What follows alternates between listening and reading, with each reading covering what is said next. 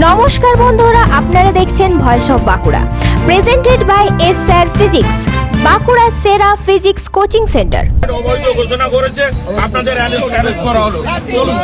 জয় শ্রীরাম, জয় শ্রীরাম, জয়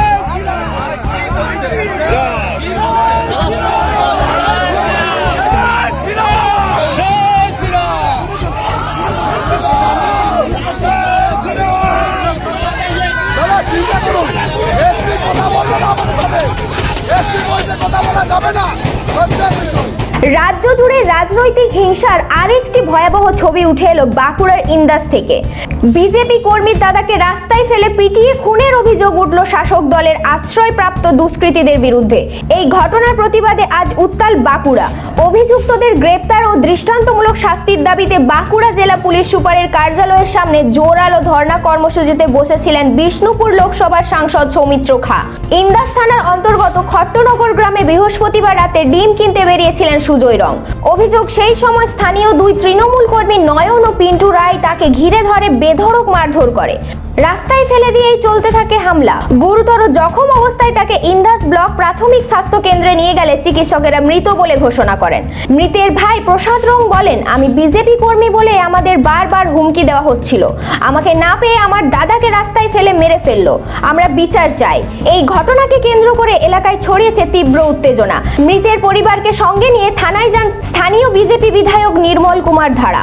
তার দাবি, রাজনৈতিক কারণে এই খুন। নির্দিষ্ট সময়ের মধ্যে সব অভিযুক্তকে গ্রেফতার না করা হলে বৃহত্তর আন্দোলনের হুঁশিয়ারি দিয়েছেন তিনি।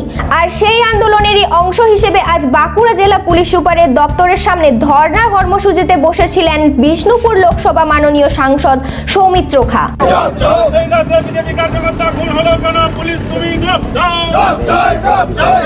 আমাদের ভারতীয় জনতা পার্টির কর্মী ইন্দাসে খুন হয়েছে। রাত্রি 12টায় রাত্রি 12টার কাছাকাছি খুন হয়েছে। এখনো পর্যন্ত পোস্টমর্টম হলো না। ওরা পোস্টমর্টমের ওখানে পোস্টমর্টম যেখানে হবে সেই মর্গে নেই এবং এসপিকে ফোন করছি, এসপি ফোন ধরছে না। আমাদের শুধু কথা হচ্ছে, এসপিটাকে তৃণমূলের ঝান্ডা ধরে নিয়েছেন। এসপি নিজেকে কি মনে করে যে তিনি একজন জনসাধারণ জনপ্রতিনিধির ফোন ধরবেন না?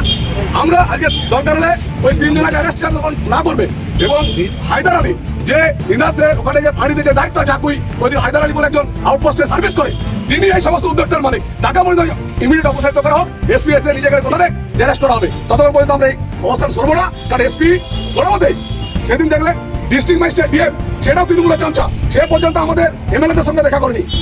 বিজেপির দাবি, রাজ্য জুড়ে শাসক দলের মদতে রাজনৈতিক সন্ত্রাস চলছেই। সুজয় রং এর নৃশংস হত্যাকাণ্ড তারই আরেকটি প্রমাণ। অবিলম্বে সব অভিযুক্তকে গ্রেফতার ও দৃষ্টান্তমূলক শাস্তির দাবিতে এই ধর্ণা কর্মসূচি। সৌমিত্র খার বক্তব্য, বাংলায় তৃণমূলের রক্তাক্ত শাসন চলছে। একজন বিজেপি কর্মী পরিবারকে টার্গেট করে পরিকল্পনা খুন করা হয়েছে। বিচার না পাওয়া পর্যন্ত আমাদের লড়াই চলবে। এখন নজর বাঁকুড়া পুলিশের পরবর্তী পদক্ষেপের দিকে। অভিযুক্তদের গ্রেপ্তার ও প্রশাসনের ভূমিকা নিয়ে প্রশ্ন উঠছে। পরিস্থিতির দিকে কড়া নজর রেখেছেন প্রশাসন।